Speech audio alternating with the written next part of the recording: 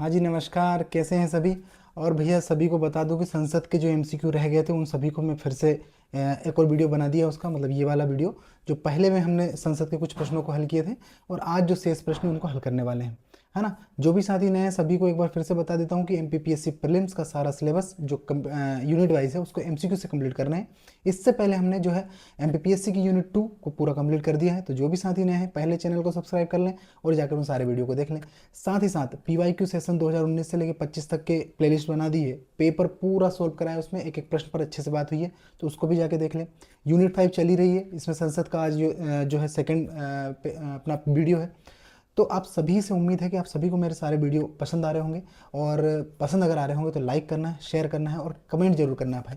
तो सबसे पहले आप सभी को मैंने कल सिलेबस दिखा दिया था क्या क्या हम पढ़ रहे हैं। तो जो भी साथी नए हैं आप पुराना वीडियो देख लें फिर इसको देख लेना भैया, है ना। आज से इस प्रश्नों पर अच्छे से बात करेंगे तो बिना समय गवाए, क्योंकि आप बहुत ही भावी अधिकारी मेरे, सबका समय बहुत महत्वपूर्ण है। तो अपन सबसे पहले एमसीक्यू देखते हैं जल्दी से। तो भैया आज हमारा 61 प्रश्न है, मतलब 61वां प्रश्न से हम स्टार्ट करने वाले हैं। आप सभी को बता दूं कि 60 प्रश्न पहले वीडियो में अच्छे से सॉल्व किए हैं और आज बाकी वाले सारे प्रश्न जो हैं हमारे वो कर रहे हैं अपन।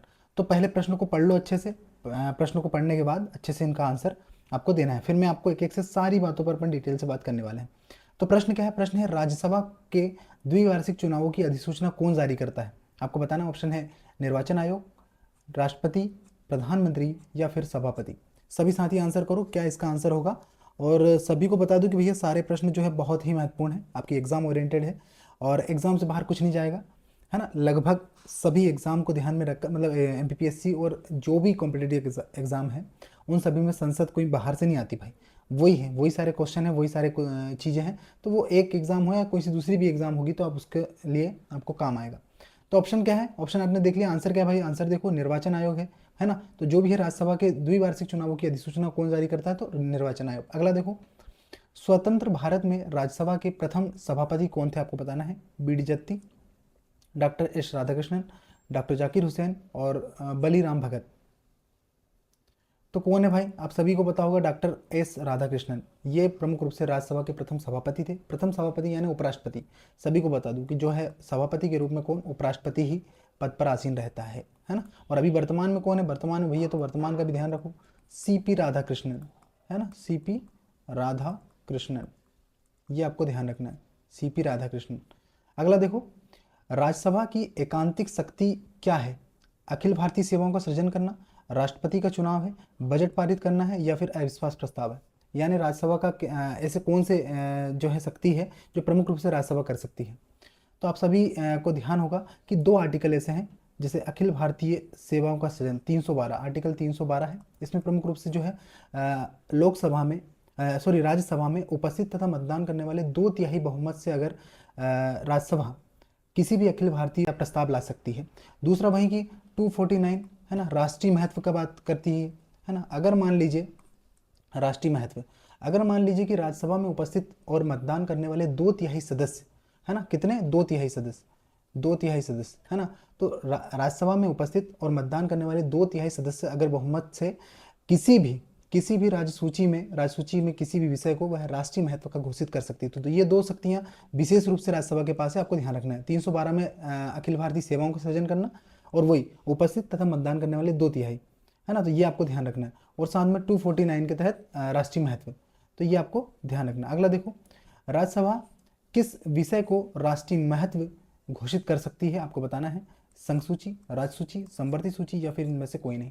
और अभी मैंने आपको बताया कि विशेष तौर पर क्या राज्यसभा के पास दो अधिकार हैं, जैसे अखिल भारतीय और साथ में राष्ट्रीय महत्व। तो राज्य सूची में किसी भी विषय को वह राष्ट्रीय महत्व का घोषित कर सकती है, जो भी निर्धारित मापदंड है उनके अनुसार। अगला देखो, राज्यसभा धन विधेयक को कितने दिन तक रोक सकती है भैया।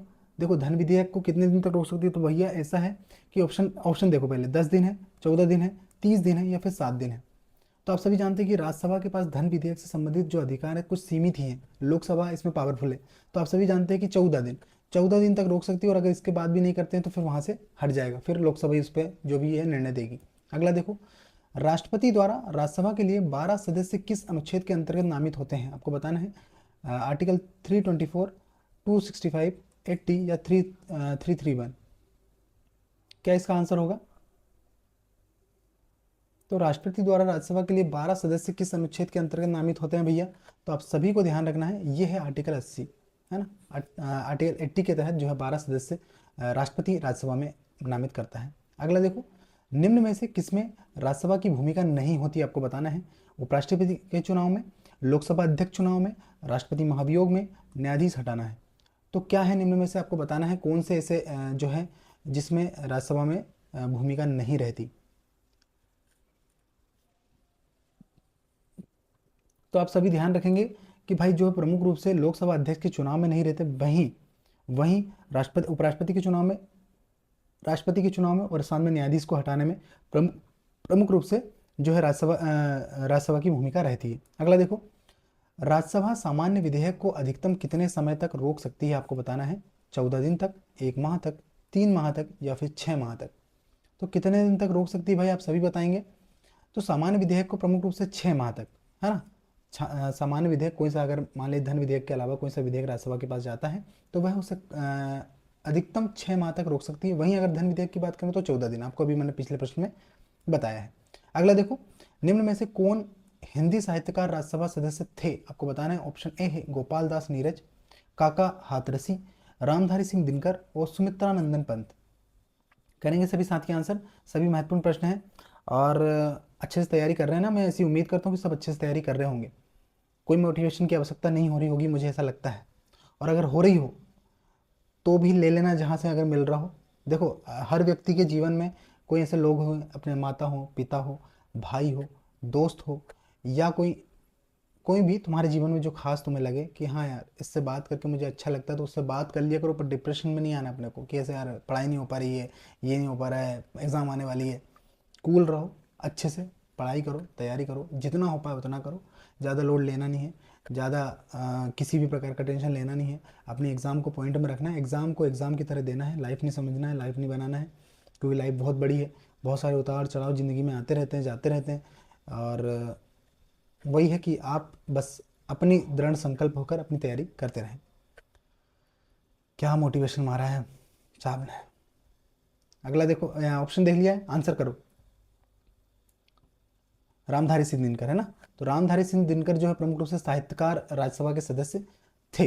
अगला देखो, प्रधानमंत्री पद पर नियुक्त होते समय कौन राज्यसभा सदस्य थे?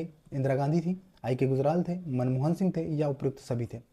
तो कौन थे भाई? तो प्रधानमंत्री पद पर नियुक्त होते समय कौन राज्यसभा के सदस्य थे? तो आप सभी को ध्यान रखना, उपयुक्त सभी। इंदिरा गांधी भी थी, आई के गुजराल भी थे, मनमोहन सिंह भी थी, ये प्रमुख रूप से जो है राज्यसभा के सदस्य थे। अगला देखो, राज्यसभा की प्रथम महिला महासचिव कौन थी? मंजीत बालिया, के गुप्ता, के गीता, नजमा हेपतुल्ला या फिर बी एस रमा देवी? तो कितने थे भाई, कौन थे बताओ? कौन थी महासचिव, महिला महासचिव कौन थी? तो बी एस रमा देवी। आप सभी को ध्यान रखना है, बी एस रमा देवी जो है प्रमुख रूप से राज्यसभा की प्रथम महिला महासचिव थी। अगला प्रश्न पर चलते हैं बिना समय गवाए। राज्यसभा का प्रथम गठन कब हुआ था, आपको बताना है। 26 जनवरी 1952, 11 फरवरी 1952 या फिर 19 मार्च 1952 और 3 अप्रैल 1952। तो कब प्रथम राज्यसभा का गठन हुआ था, आप सभी को बताना है। तो आपको बता दूं कि भाई 3 अप्रैल 1952 जो है प्रमुख रूप से राज्यसभा का प्रथम गठन हुआ था। अगले प्रश्न की ओर चलते हैं। प्रश्न है, जन महत्व के अभिलंब मामले पर चर्चा को क्या कहते हैं? ऑप्शन क्या है? स्थगन प्रस्ताव है, अविश्वास प्रस्ताव है, कटौती प्रस्ताव है या फिर कोई नहीं? तो आप सभी इन प्रस्तावों से परिचित होंगे, आपने जब संविधान पढ़ा होगा तो इन प्रस्तावों को अच्छे से पढ़ा होगा, मैं ऐसी उम्मीद करता हूँ। तो इसमें क्या है भैया? स्थगन प्रस्ताव। आप सभी को बता दें, लोकसभा की जो सामान्य चर्चा होती है उसको थोड़ा सा दूर रखकर जन महत्व यानी कोई वर्तमान का ऐसा मुद्दा जो बीच में लाकर कुछ समय के लिए स्थगन करके, स्थगन प्रस्ताव लाकर मतलब स्थगन करके थोड़े समय के लिए कोई ऐसा मुद्दा जो वर्तमान में है या किसी विशेष मुद्दे पर चर्चा करनी होती है उस पर प्रमुख रूप से चर्चा की जाती है, तो उसे स्थगन प्रस्ताव कहते हैं। इसीलिए यहाँ कहा गया है जन महत्व के अभिलंब मामले पर चर्चा। तो ये आपको थोड़ा सा ध्यान रखना है। अगले देखो, लोकसभा के गठन का प्रावधान किस अनुच्छेद में है, आपको बताना है। अनुच्छेद 81, 331, दोनों या कोई नहीं? तो आप सभी को पता होगा भैया लोकसभा के गठन का प्रावधान दोनों में था, अभी दोनों में है। मतलब इसमें जो पहले प्रमुख रूप से राष्ट्रपति को 2 एंग्लो इंडियन को नियुक्त करने का अधिकार था, तो वो वर्तमान रूप से अभी लोकसभा में, तो वो वर्तमान रूप से अभी हटा दिया है। लेकिन ये प्रमुख रूप से लोकसभा से संबंधित है, इसलिए दोनों आंसर इसमें दिया है। अगला देखो, मूल संविधान में मूल संविधान में लोकसभा सदस्यों की संख्या कितनी निर्धारित थी? आपको बताना है। ऑप्शन है 500, 510, 520 या फिर 525। तो भैया मूल संविधान आप सभी को पता है कि अभी वर्तमान में उसको बढ़ा दिया गया है, 545 कर दिया गया है, लेकिन मतलब 550 कर दिया गया है, लेकिन इससे पहले कितनी होगी, कितनी थी?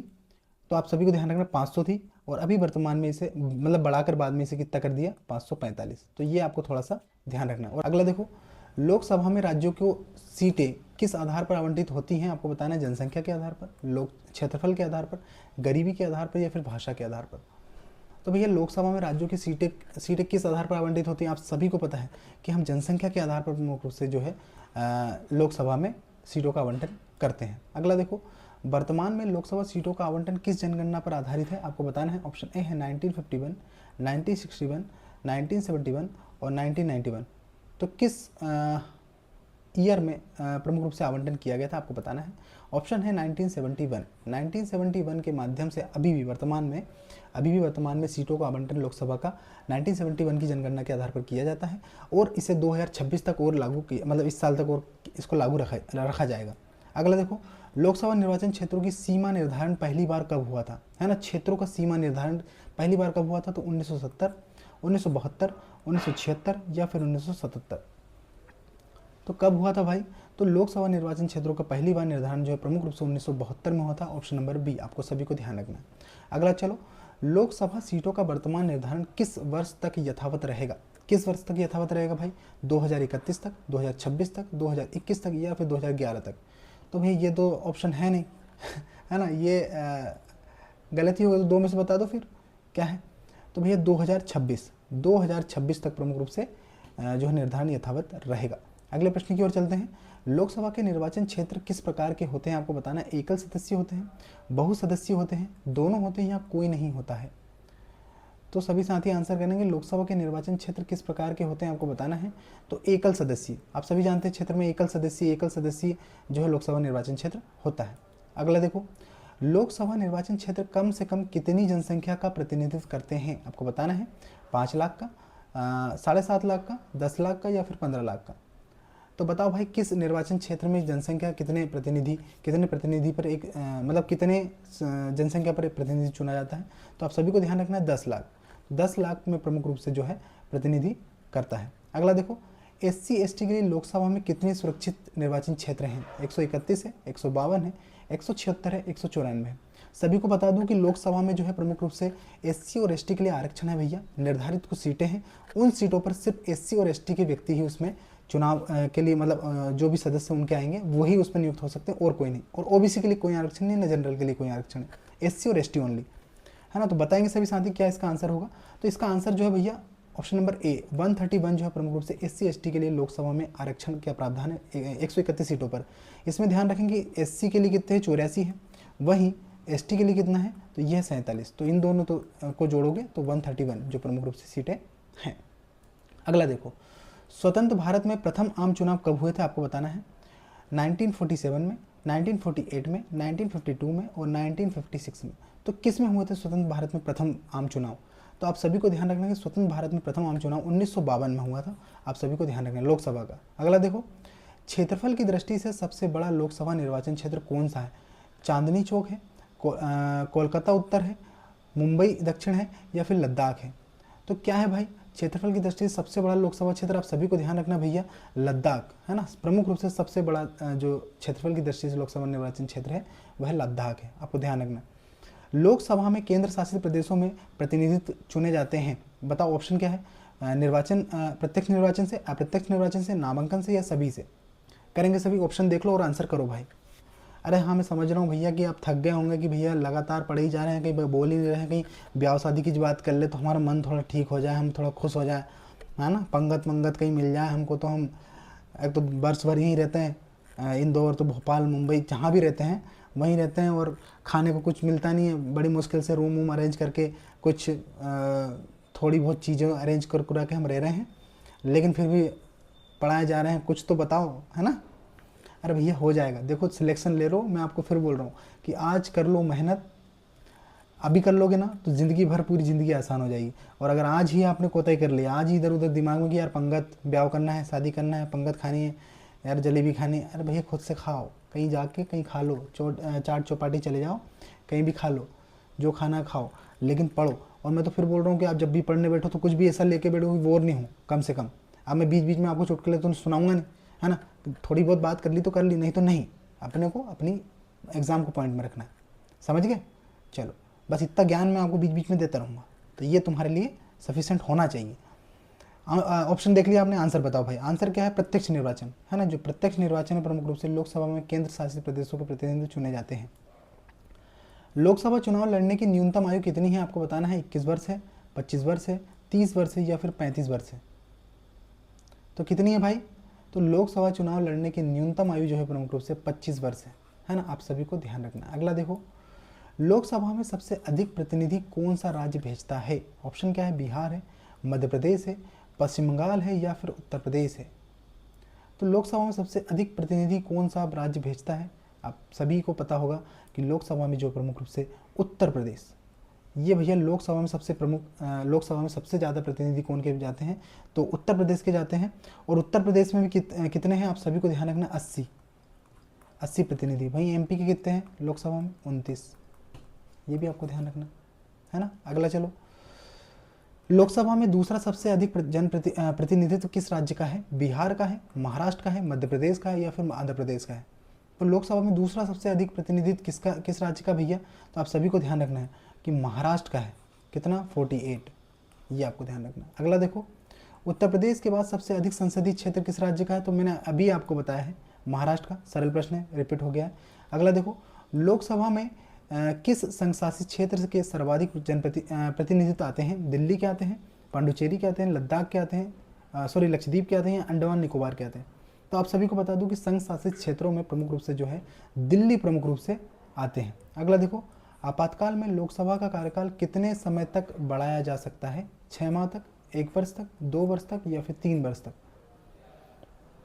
तो लोकसभा का कार्यकाल कितने समय तक बढ़ाया जा सकता है? आप सभी को ध्यान रखना, 1 वर्ष तक। अगर मान लीजिए आपातकाल की स्थिति आती है तो 5 वर्ष से उसको बढ़ाकर 6 वर्ष, मतलब 1 वर्ष और अधिक बढ़ा दिया जाता है। अगला देखो, आपातकाल समाप्त होने के बाद बढ़ाया गया कार्यकाल कितने समय से अधिक नहीं बढ़ाया जा सकता, है ना। तो ये आपको ध्यान रखना है, 1 माह, 2 माह, 3 माह या 6 माह। तो आप सभी को ध्यान रखना है कि मान लीजिए आपातकाल खत्म हो जाता है, आपातकाल खत्म हो गया तो उसके 6 माह तक और जो है कार्यकाल बढ़ाया जाएगा, उससे अधिक नहीं बढ़ाया जाएगा। अगला देखो, लोकसभा सदस्य कितने समय अनुपस्थित रहने पर सदस्यता खो सकता है? 2 माह, 3 माह, 6 माह और 9 माह। तो आप सभी को ध्यान रखना है, लोकसभा सदस्य भी 2 माह, और वहीं एमएलए या अपने क्या बोले जो हैं विधायक वगैरह वो 6 माह, 60 मतलब 3 माह, 60 दिन लगभग, है ना। 60 दिन तक अगर नहीं जाएंगे तो वो उनकी सदस्यता खो देंगे। वहीं लोकसभा सदस्य अगर 2 महीने तक नहीं जाएंगे तो वह उनकी सदस्यता खो देंगे। लोकसभा सदस्य अपना त्यागपत्र किसे देता है आपको बताना है। प्रधानमंत्री को देता है, राष्ट्रपति को देता है, लोकसभा अध्यक्ष को देता है या फिर मंत्री को देता है। तो किसको प्रमुख रूप से लोकसभा सदस्य अपना त्यागपत्र देता है भैया? तो आप सभी को ध्यान रखना, लोकसभा अध्यक्ष को जो है प्रमुख रूप से वह अपना जो है त्यागपत्र देता है। अगला देखो, लोकसभा के न्यूनतम कितने सत्र बुलाए जाते हैं? वर्ष में 1 बार, वर्ष में 2 बार, 3 बार या फिर 4 बार। तो आप सभी जानते हैं भैया वर्ष में 2 बार, 6 माह में, है ना। 6 माह में तो कम से कम 1-2 सत्र हो ही जाने चाहिए, है ना। अगला देखो, राष्ट्रपति लोकसभा को समय से पहले ही किसकी सलाह पर भंग कर सकता है आपको बताना है। प्रधानमंत्री की, उपराष्ट्रपति की, न्यायाधीश की या फिर अध्यक्ष की। तो राष्ट्रपति लोकसभा को समय से पहले किसकी सलाह पर भंग कर सकता है? तो आप सभी को ध्यान रखना है, प्रधानमंत्री की सलाह पर भंग कर सकता है ना। राष्ट्रपति जो है लोकसभा को प्रधानमंत्री की सलाह पर भंग कर सकता है। वो कोई भी कारण हो सकता है, या तो बहुमत खो दे या किसी कारण से कोई घटना घट जाए, ऐसा।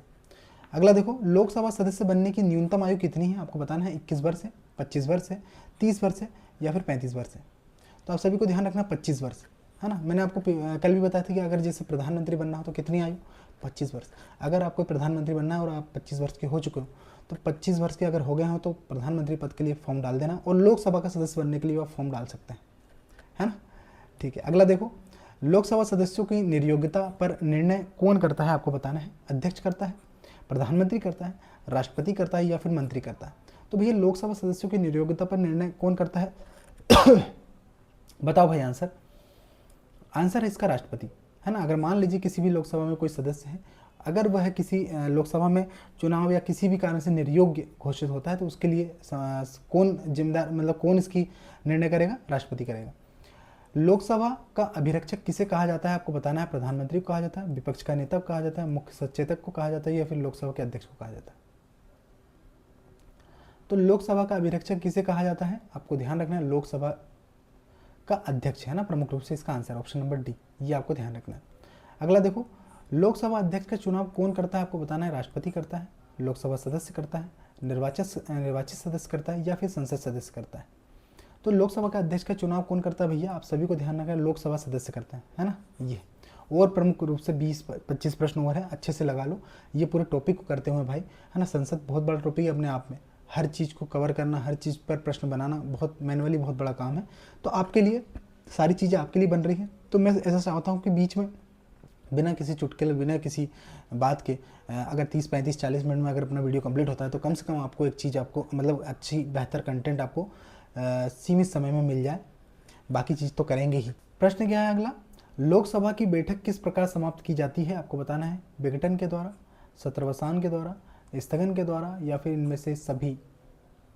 तो लोकसभा की बैठक किस प्रकार से समाप्त की जाती है? आपको बताना है इनमें से सभी, है ना। तो ये प्रमुख रूप से विघटन द्वारा, सत्रावसान द्वारा और स्थगन द्वारा प्रमुख रूप से की जाती है। अगला देखो, लोकसभा की सामान्य अवधि बढ़ाई जा सकती है संसद द्वारा पारित अधिनियम से, उच्चतम न्यायालय के आदेश से, राष्ट्रपति के आदेश से, या फिर प्रधानमंत्री के आदेश से?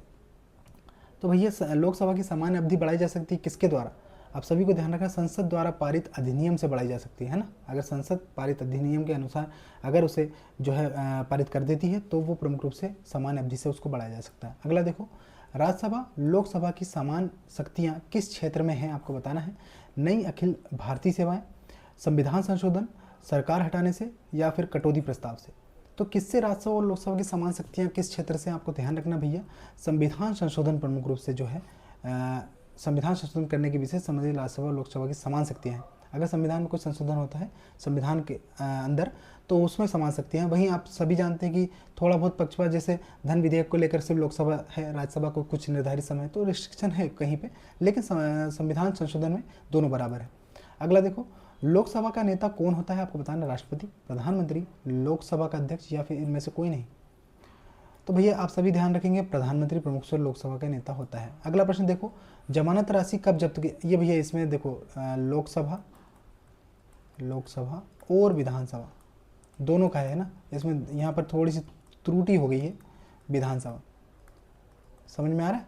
हाँ, लोकसभा और विधानसभा में जमानत राशि कब जब्त हो जाती है? तो अगर मान लीजिए कोई निर्धारित मत है, उस मत से अगर कम होता है तो उसकी जमानत राशि जब्त हो जाती है। 1/5 से कम मत, 1/7 से कम मत, 1/6 से कम मत, या फिर कोई नहीं? तो अगर लोकसभा विधानसभा में भैया निर्धारित जो सीटें हैं उनके अनुसार अगर 1/6 से कम मत प्राप्त होते हैं तो उसकी जमानत राशि जब्त हो जाती है। अगला देखो, वित्तीय बिल कहाँ प्रस्तावित होता है ना, सदनों में? केवल राज्यसभा में, केवल लोकसभा में, दोनों में, या फिर संयुक्त सत्र में? तो केवल लोकसभा में जो है वित्तीय बिल प्रस्तावित होता है। अगला देखो, एक दिन में अधिकतम कितने तारांकित प्रश्न पूछे जा सकते हैं? 15, 20, 25, या फिर कोई नहीं, कोई सीमा नहीं है? तो आप सभी को ध्यान रखना है 20 प्रश्न, है ना, 20 प्रश्न पूछे जा सकते हैं भैया लोकसभा में। अगला देखो, अविश्वास प्रस्ताव किस सदन में लाया जा सकता है? लोकसभा में, राज्यसभा में, किसी भी सदन में, या कोई नहीं? तो भैया विपक्ष के द्वारा अविश्वास प्रस्ताव लाया जाता है, या मान ली किसी दल के द्वारा जो है प्रमुख रूप से अपना विश्वास मत हासिल नहीं कर पाता है, विश्वास मत खोने की स्थिति होती है, और फिर उसके बाद पर्याप्त सीटें नहीं होती, तो विपक्ष के द्वारा लोकसभा में जो है अविश्वास प्रस्ताव लाया जाता है। अगला देखो, SC ST के लिए आरक्षण किस अनुच्छेद में? आपको बताना है। 137 में, 116 में, 330 में, 335 में? तो SC ST के लिए आरक्षण जो है प्रमुख रूप से 330 में है, आप सभी को पता है, 131 है ना, ये प्रमुख सीटें हैं निर्धारित। अगला देखो, लोकसभा में ST प्रतिनिधि सबसे अधिक किस राज्य से आते हैं? आपको बताना, आंध्र प्रदेश से, बिहार से, मध्य प्रदेश से, या फिर महाराष्ट्र से? तो आप सभी को ध्यान रखना है, ST प्रतिनिधि सबसे अधिक जो आते हैं मध्य प्रदेश से आते हैं, और कितने आते हैं भैया? 6। ये भी आपको ध्यान रखना, 6 आते हैं ना। अगला देखो, किसमें ST के लिए लोकसभा सीट आरक्षित नहीं है? केवल केरल और तमिलनाडु में, बिहार उत्तराखंड में, पंजाब हरियाणा में, या उपरोक्त सभी में? क्या होगा आंसर? निम्न में सभी साथी भविष्य के भावी अधिकारी सरकारी गाड़ी में बैठने वाले, मध्य प्रदेश शासन लिखा हो जिसमें एक ऐसा रुतबा हासिल करने वाले जो एक जिला, एक तहसील कुछ भी संभाले, लेकिन कुछ तो संभालो। ऑप्शन देखो और आंसर करो। आंसर क्या है? उपरोक्त सभी है ना। प्रमुख रूप से जो है SC ST के लिए लोकसभा सीट का आरक्षण निम्न। अगला प्रश्न देखो, वह निर्वाचन क्षेत्र जिसकी सीमा 9 क्षेत्रों को छूती है, आपको बताना है। मालदा, शहडोल, चिक्कबल्लापुरम और नागौर। तो 9 क्षेत्रों को कौन सी छूती है भैया? आप सभी को ध्यान रखना है। निर्वाचन क्षेत्र सबसे ज़्यादा सीमा नागौर राजस्थान जिले को मतलब इसको ये जो है ऐसा क्षेत्र जहाँ 9 निर्वाचन क्षेत्र छूते हैं। अगला देखो, किस लोकसभा में महिला सांसद सबसे कम थी? प्रथम में, द्वितीय में, पाँचवीं में या छठी में? तो आप सभी को ध्यान रखना है छठी में। छठी लोकसभा में सबसे कम महिला सांसद थी। अगला देखो, किस लोकसभा में महिला सांसद सबसे अधिक थी? तो 17वीं में, 12वीं में, 13वीं में या फिर 16वीं में? तो भैया 17वीं जो है प्रमुख रूप से 17वीं लोकसभा में महिला सांसद सबसे अधिक थी। वहीं सबसे कम किसमें थी? तो छठी में। ये आपको ध्यान रखना है। अविश्वास प्रस्ताव लाने के लिए न्यूनतम सदस्य कितने चाहिए? 20, 30, 50 या फिर 40 या 50? तो आप जानते हैं कि भैया कम से कम लोकसभा में जितनी सीटें हैं, कम से कम उसमें से 50 सीटें चाहिए, तब जाकर अविश्वास प्रस्ताव विपक्ष ला सकता है ना। अगला देखो, सदस्य निर्हरित नहीं होगा यदि दल छोड़ दे, दल से निष्कासित हो, स्वतंत्र सदस्य दल ज्वाइन करे या फिर व्हिप का उल्लंघन करे। तो क्या इसका आंसर है? इसका आंसर है दल से निष्कासित होने पर। अगर मान लीजिए दल से निष्कासित होते हैं तो सदस्य निर्हरित नहीं होगा।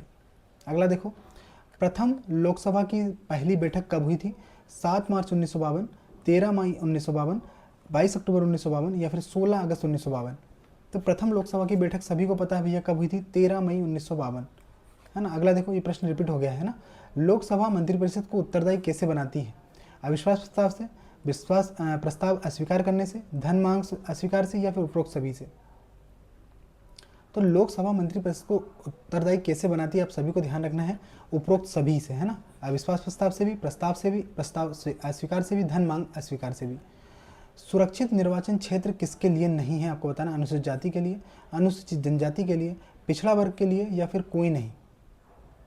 तो किसके लिए सुरक्षित निर्वाचन क्षेत्र किसके लिए नहीं है? आपको बताना है। तो पिछड़ा वर्ग के लिए। आप सभी जानते हैं कि SC और ST के लिए प्रमुख रूप से आरक्षण है, वहीं जो है पिछड़ा वर्ग के लिए कोई आरक्षण उसमें नहीं है।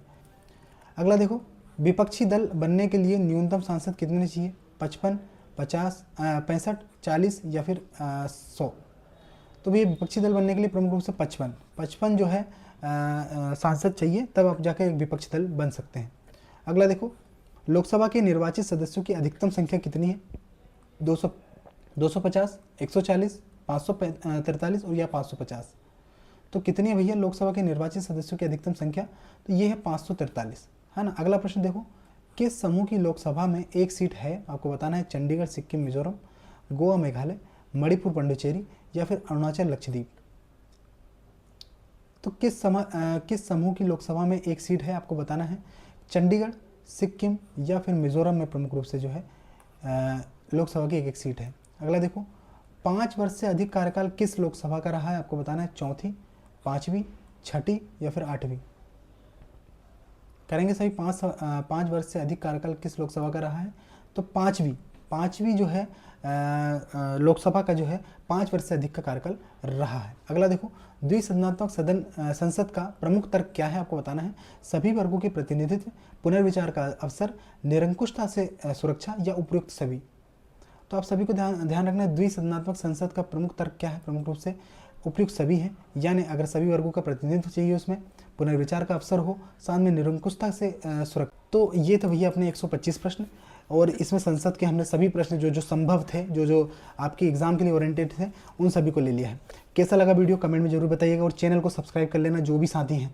मैं मानता हूँ कि स्पीड में अपन ने की है, ज़्यादा हर प्रश्न पे ज़्यादा चर्चा नहीं की है। कारण उसका एक ही है कि आपको सिर्फ रूबरू कराना है हर उस पॉइंट से जो आपके एग्जाम के लिए रिलेवेंट है, क्योंकि आपने जो है प्रमुख रूप से सारे टॉपिक अच्छे से पढ़ लिए होंगे, मुझे ऐसी उम्मीद है आपसे, है ना। तो क्योंकि ज़्यादा समय खराब करने का कोई अर्थ नहीं है। आप कुछ चीज़ें हैं बेहतर से बेहतर वो आपको मिल रही हैं, तो आप सभी को बस एक ही है कि चैनल को सब्सक्राइब कर लेना, वीडियो को लाइक करना है, शेयर करना है और एक कमेंट प्यारा सा जरूर करके जाना, है ना। तो कैसा लगा वीडियो कमेंट में बता देना, और कमेंट करके, है ना। तो मिलते हैं नए वीडियो में नए टॉपिक के साथ। तब तक के लिए जय हिंद, जय भारत। तो अपने माता पिता का जरूर ध्यान रखें, है ना।